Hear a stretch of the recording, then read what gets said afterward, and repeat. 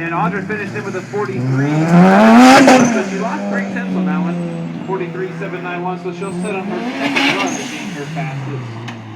Lee in the Honda Civic coming through now, trying to improve on a 40.2. Get on the gas, and he might do it. No, he loses a little bit. 40.648, lost 4 tenths there at the end.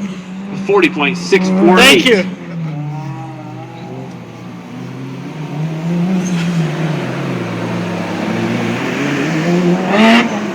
All right, that Turbo Miata or Civic owner on next, Brian Simmons. And he will drop some time. It's just a matter of how much. Yes, he does. 38.124. 38.124.